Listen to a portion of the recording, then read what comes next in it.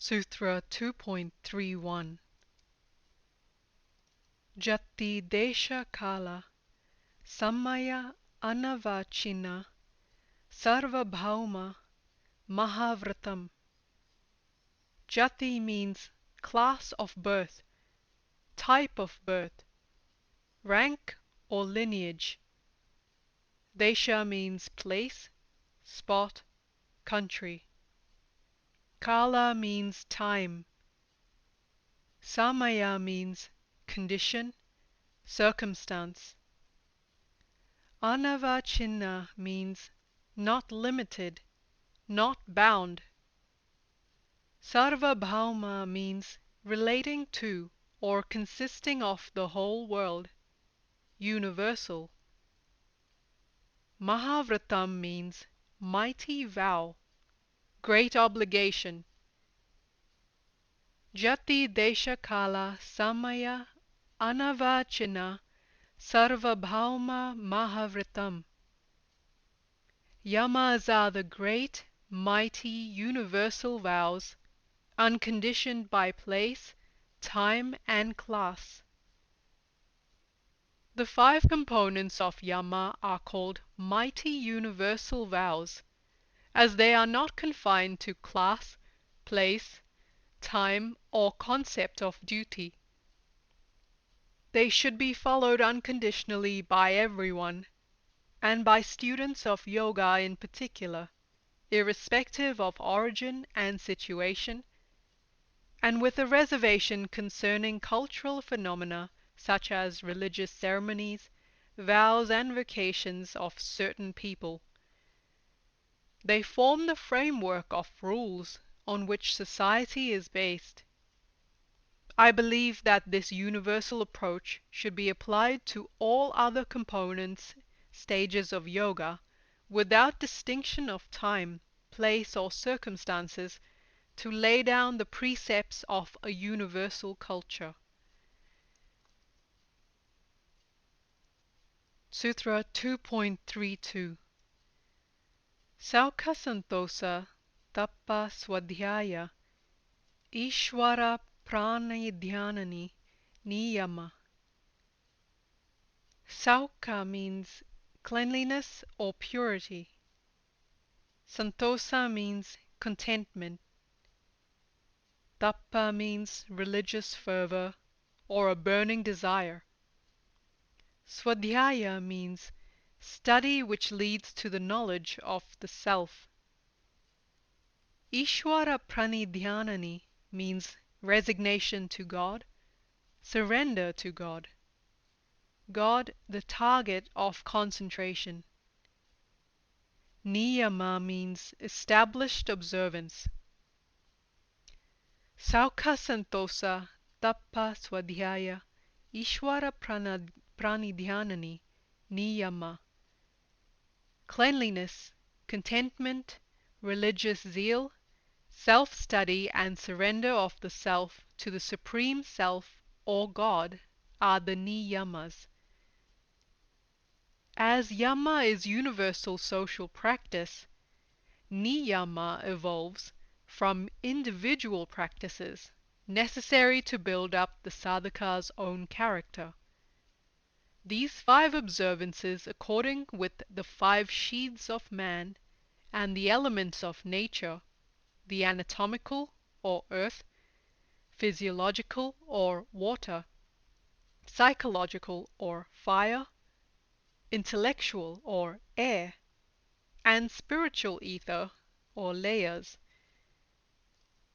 As ether, that is, Mahat Akasha, is considered as an empty space, outside, so the soul is an empty space within, and is called Chit Akasha. The principles of niyama that are encompassed by Kriya Yoga emphasize the importance of self-discipline. Mastery of yoga would be unrealizable without the observance of the ethical principles of yama and niyama. Cleanliness or purification is of two types, external and internal. Both are necessary. Taking a bath is external purification. Performing asanas and pranayama is internal.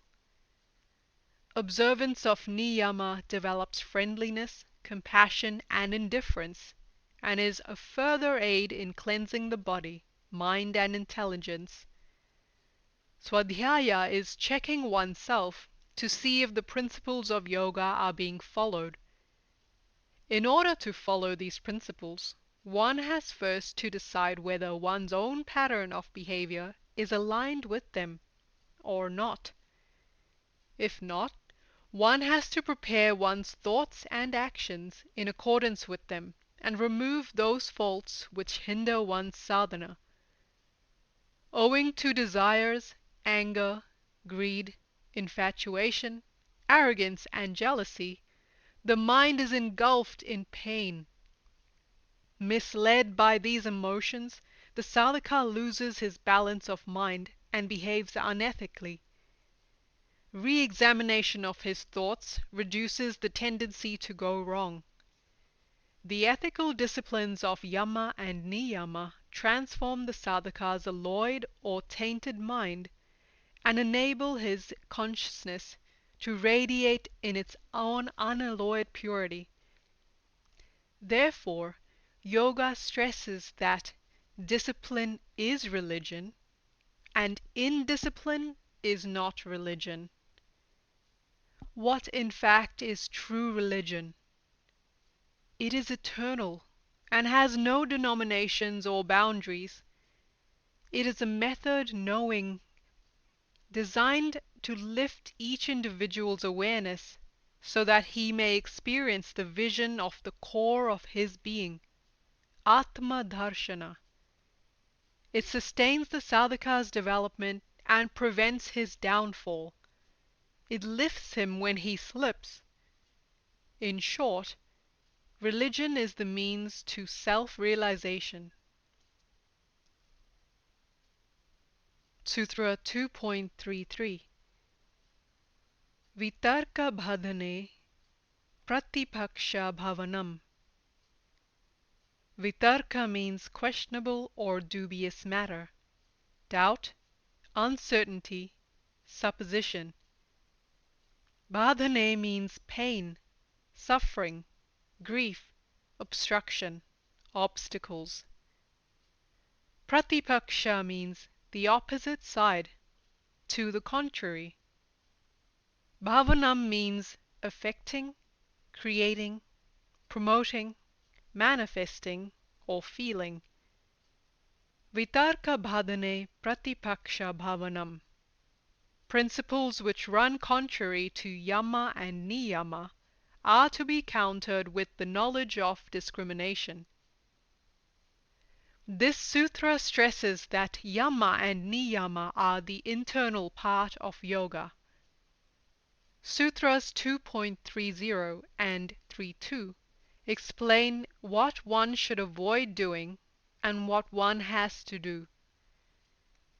Now the sadhaka is counseled to cultivate a temperament which can resist the current of violence, falsehood, stealing, non-chastity, and venality, which is pratipaksha bhavana, and to go with the current of cleanliness, contentment, fervor, self-study, and surrender to the universal spirit, which is paksha bhavana. The principles that prevent yama and niyama are to be countered with right knowledge and awareness.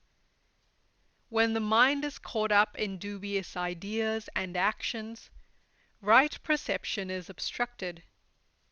The sadhaka has to analyze and investigate these ideas and actions and their opposites. Then he learns to balance his thoughts by repeated experimentation. Some people give an objective interpretation to this sutra and maintain that if one is violent, one should think of the opposite, or if one is attached, then non-attachment should be developed.